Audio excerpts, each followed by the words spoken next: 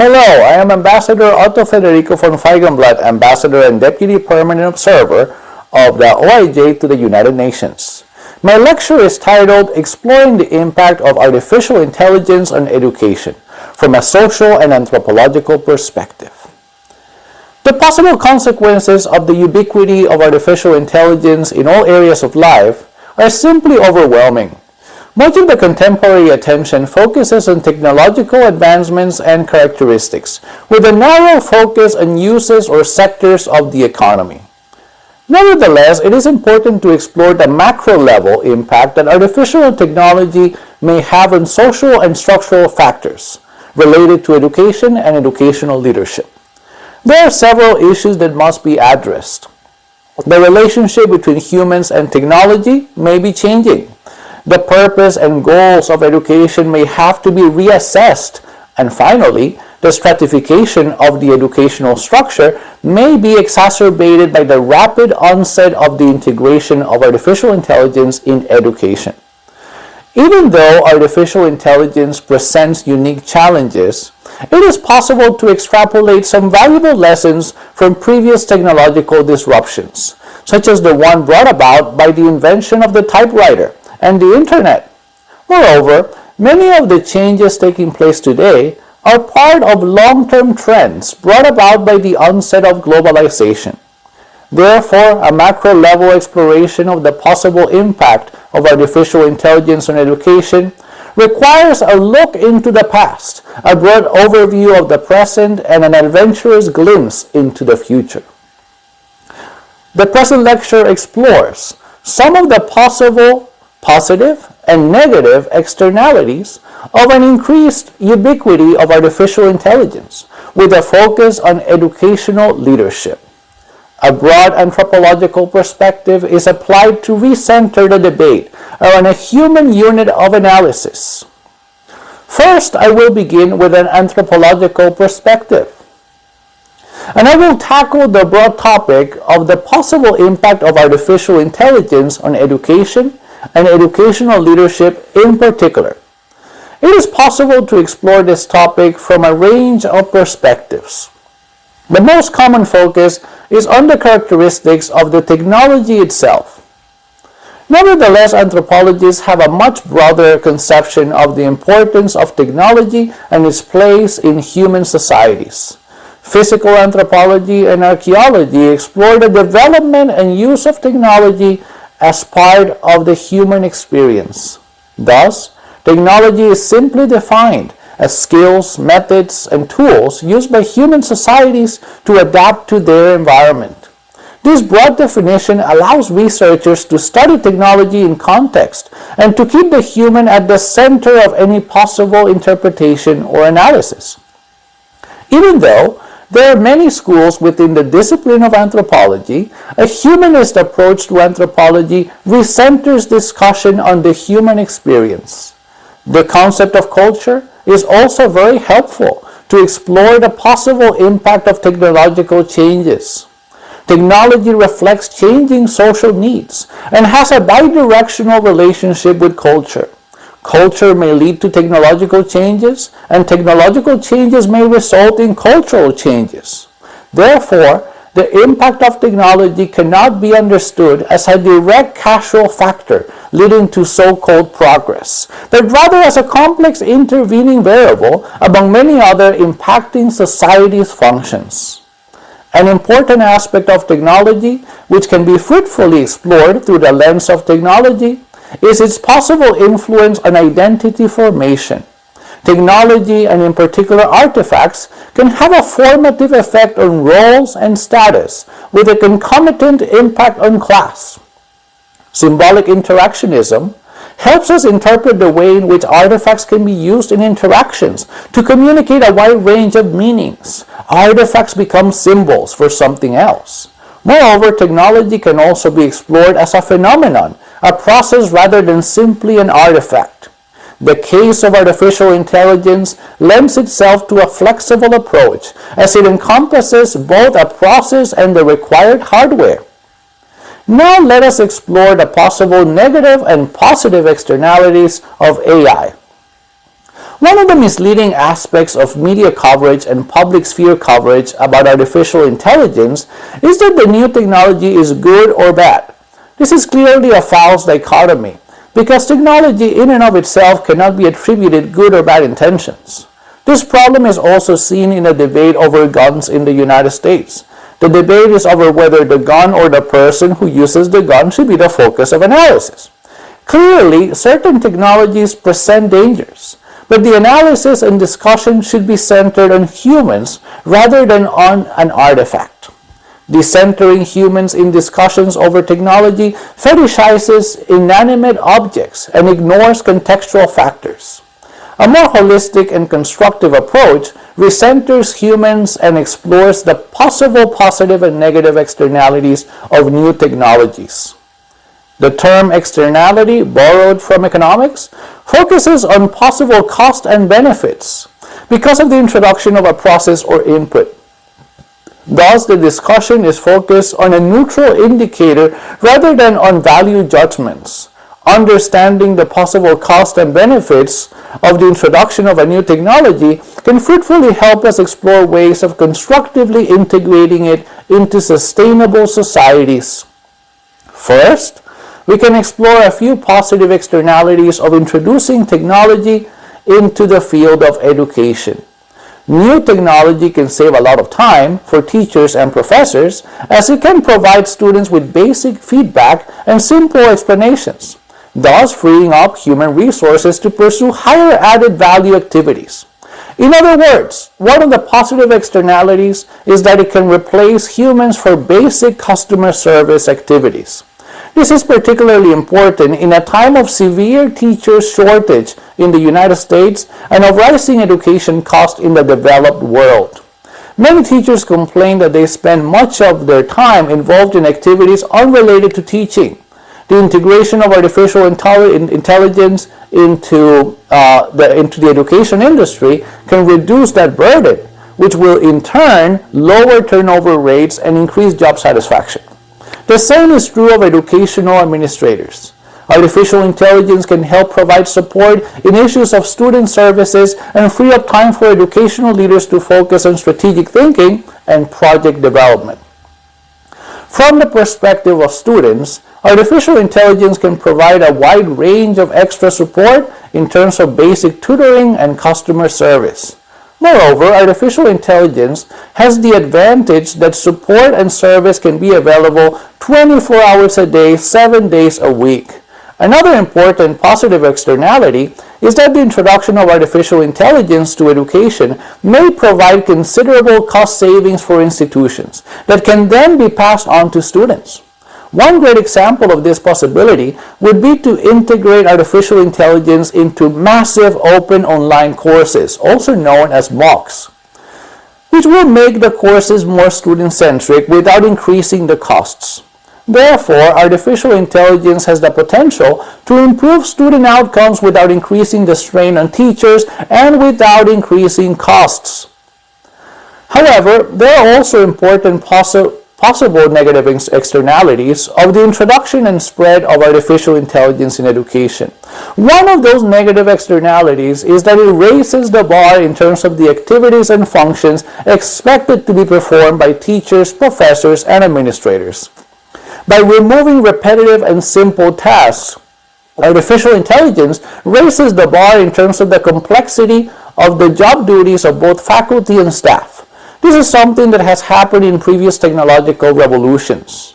Long gone are the days of phone operators in schools and of armies of secretaries making appointments. The number of staff in support positions has decreased dramatically over the past 2 decades, in particular in developed countries, and this trend will continue in the near future. The remaining secretaries are basically office managers who handle complex tasks and leverage resources. Thus, most remaining staff members exercise managerial functions. The same trend is true of faculty members, who will have to focus on higher functions of teaching rather than on clerical tasks. Even though this can be considered to be a positive externality by many, it will also raise the bar in terms of aptitude and education for the remaining faculty. It is no longer necessary for a teacher to spend hours grading fill-in-the-blank worksheets when this process can be automated and artificial intelligence can even provide basic feedback to the students.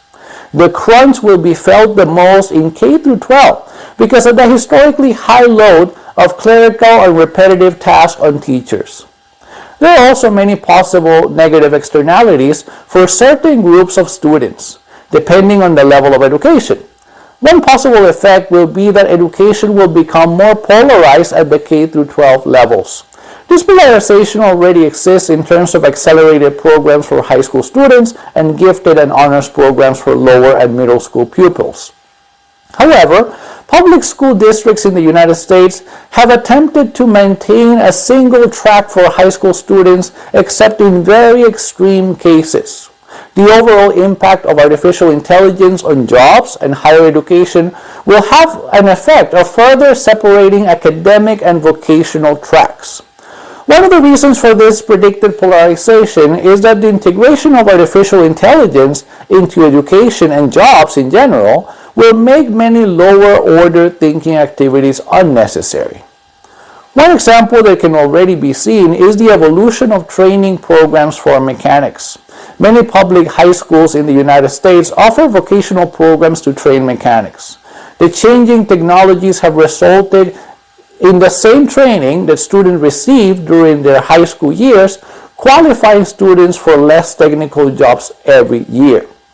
In other words, the training that they receive used to qualify them as full mechanics, well now it qualifies them as assistants to full mechanics, or in other cases to work changing tires or providing other limited services. The reason for this downgrade in the employment options of students of this type of program is not a decrease in the rigor of the programs, but rather the increased complexity in automobiles, requiring higher order thinking and longer periods of training. Modern automobiles include complex computer systems, and their maintenance requires understanding the interconnection between the different systems. Thus, the training required to service modern engines fully requires a higher basic aptitude than in previous decades. A similar process is taking place in other fields, making it harder to directly enter certain professions right out of high school and even right out of college. Moreover, the integration of information technology and artificial intelligence in particular is pushing the entry requirements gradually higher, which makes it difficult, if not impossible, to accommodate the ideal of progressive education of including different abilities and learning styles in the same classroom. Therefore, a negative externality of the integration of artificial intelligence is that certain activities will become redundant because AI can perform them, thus forcing education programs to focus on higher order processes which can still only be performed properly by humans. However, those activities require higher intellectual quotients, making differentiation in the same classroom counterproductive and virtually impossible. This is clearly a positive externality for gifted students who will benefit from this push to the top rather than an emphasis on the lowest common denominator. It will arguably have a minimal effect on special education because it is already sheltered and protected by law. However, it will have a detrimental effect on students who fall near the center of the normal bell curve in terms of IQ. The average student who is not protected by legislation and policies dealing with students with special needs will find himself or herself in an academic limbo. Two possible scenarios are equally problematic. One possible scenario will be for the rigor for regular courses to increase and to focus on higher order thinking to scaffold the average student to deal with the changing educational landscape brought about by the integration of AI. This could possibly result in high failure rates, which are ideologically unacceptable to many progressive educators. Another possible scenario would be that the average students, in terms of IQ and aptitude, will be forced down into vocational courses while the upper tier will be channeled to a traditional academic track. This scenario is already happening in many public school districts. The negative externalities mentioned in the previous section in relation to K through 12 education also apply to higher education, but with a few unique characteristics. Higher education in the United States is not considered to be a universal right, and there is an ongoing debate about the high cost and returns on investment of college degrees. Thus, there is a clash between traditional and progressive education camps about the funding priorities for higher education. Most higher education institutions in the United States are selective, and standardized tests as well as high school GPAs are used to try to determine the prospects of a student in a higher education environment. Not surprisingly, the most selective institutions show the best results in terms of scholastic achievement. Nevertheless, there are other important factors, such as sociocultural fit and extracurricular activities. At the core of this important debate is the argument over the purpose of a college education and the value that it provides for the student and society as a whole. It is very difficult to justify a curriculum which prepares students to do the same thing that artificial intelligence can do in a more efficient way. In other words, preparing a student to memorize facts and then regurgitate them in a report does not justify thousands of dollars per credit. Thus, professors and administrators in higher education can do something that many of them have wanted to do for a long time: increase the rigor to focus on higher order thinking, a real race to the top rather than a focus on making sure that no child is left behind. Nevertheless, in practice, there is a clear problem with the need to increase the rigor and focus on higher order thinking in higher education. This process will make it very difficult for a large proportion of the student population to graduate, forcing them out of the traditional higher education system. Moreover, because the majority of the student population is average in terms of their position in the IQ bell curve, a narrowing of the eligible pool of students can have a detrimental effect on the higher education sector because it will decrease diversity in the short term, and it will also put severe pressure on the financial resources of non-elite institutions. Another possible negative externality is a concurrent race to the top for faculty members. This is already happening in South America and other parts of the developing world. Universities and other higher education institutions are highly diverse in terms of their mission and vision. A large sector developed over the years to educate a broad group of entry-level professionals. Most of those institutions are not selective and focus on teaching basic skills and best practices for applied fields. Due to characteristics of the target population, the emphasis was on recruiting faculty members who focus on teaching and catering to the multiple needs of the students, including the remediation of gaps in their basic skills and knowledge. However, the need to increase rigor and to prepare students for jobs which require higher order thinking rather than the simple memorization of basic facts has resulted in many national governments starting the painful process of increasing entry-level requirements for faculty and changing the evaluation structure for their career path. Well-known examples include Ecuador, where full-time faculty were required to pursue research doctorates or risk losing their full-time contracts. In Colombia, the evaluation of higher education faculty is almost completely based on scientific research output and conference presentations. The situation is very similar in other developing countries. In Europe, the requirements for promotion of faculty continue to increase, and the main factor is research output and impact, while in the United States, rankings also focus on research and similar scholarly activities. From the perspective of current faculty members and prospective ones, this rapid change raises the bar considerably. Many prospective faculty members who want to focus on teaching, but who may lack the required training, aptitude, or resources to conduct and disseminate research may find themselves increasingly marginalized in the field of higher education. One obvious reason for this shift of emphasis from teaching to research is that if selectivity increases in terms of the student body, then the need for remediation and support will clearly decrease. if the average student body IQ will increase to over 114, and that due to increased selectivity they will come with a much stronger academic background, then those students will be well equipped to adapt to the teaching style and requirements of their professors and institutions rather than the other way around. To understand the difference in emphasis, one need only compare a first-year course in a selective university and a first-year course in a community college. Both groups of students may be eager to learn and to take advantage of the learning opportunities provided. However, the students in the selective university classroom can hit the ground running and do not expect any accommodations or remedial assistance from the professor, who is not an expert in pedagogy or andragogy, but rather a subject matter expert. In the case of the community college instructor, he or she must spend the first couple of weeks assessing the level of his or her students, and when covering new material, he must make sure that the students understand the basic concepts and cater to their needs.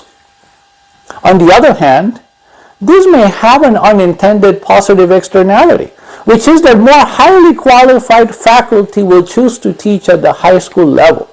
One of the main problems with high school teachers is that many of them are weak in terms of content knowledge.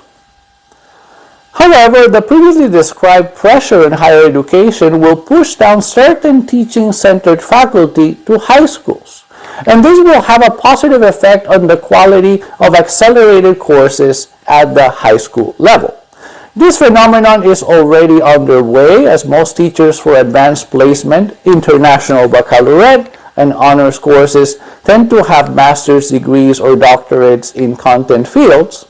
And even though there are many reasons for advanced degree holders to choose to teach at the K through 12 level rather than in higher education, one of the main ones is that they prefer to focus on teaching rather than research. Thus, there is a process of self-selection. Nevertheless, there are many unhappy undergraduate instructors and even graduate professors who prefer teaching rather than research, but choose to teach at the higher education level because of a lower workload and higher pay. This possible exodus will undoubtedly improve the teaching of content-intensive courses at the K through 12 level, but may result in a sharp increase in rigor at the undergraduate level and move towards a more teacher-centered classroom. This change many further exacerbates about many average students in higher education who may have grown accustomed to a student-centered classroom at the K through 12 level with virtually no possibility of failure, who then find themselves in a sink or swim environment at the college level. So now I will present a few tentative conclusions. The first tentative conclusion is that the spread of artificial intelligence will have a transformative effect on the labor market. Due to the intricate connection between the labor market and education, primary, secondary, and higher education will be impacted by the changes brought about by AI. The relationship is bidirectional, and changes in education will also impact the labor market. Taking into consideration the current capabilities and limitations of artificial intelligence, the main brunt of the impact will hit the 70% at the center of the normal curve of intelligence quotients. In other words, the most important possible changes and disruptions will affect the population with IQs falling between 85 and 115. This comprises approximately 70% of the adult population. As mentioned in previous section of this lecture, contemporary applications of artificial intelligence can perform tasks usually linked to IQs of between 85 and 115. People with IQs lower than 85 tend to be protected by legislation dealing with disabilities, and those with IQs between 75 and 85 tend to be employed in service jobs or physical labor. On the other hand, people with IQs above 115 can perform tasks beyond the boundaries of what is now possible for artificial intelligence, and thus the direct impact on them will be minor in comparison to the bulk of the population. Even though intelligence quotients are just one factor that should be considered when discussing the possible impact of artificial intelligence in education, There is a strong correlation between intelligence quotients and admissions into selective programs in higher education. Moreover, there are certain jobs which require high intelligence quotients and prolonged periods of formal education. Even though IQ is just one variable, it is useful for the present discussion. In summary, the mainstreaming of artificial intelligence will result in the further polarization of education at all levels. The gap between students in gifted programs and the general student population will widen. Higher education will also see polarization of both the professorial and the student population. It is also likely that gifted programs will become the new standard in terms of design for undergraduate and graduate programs. Inductive education and higher order thinking will be integrated into curriculum planning to attempt to scaffold the general population. Therefore, the advent and mainstreaming of artificial intelligence is yet another technological disruption which challenges humanity to transcend its limits through innovation and creativity. Therefore, rather than a complete transformation, education may simply be returning to an arguably more efficient model in which resources are channeled in well-defined tracks according to the student's aptitude and society's needs. Thank you.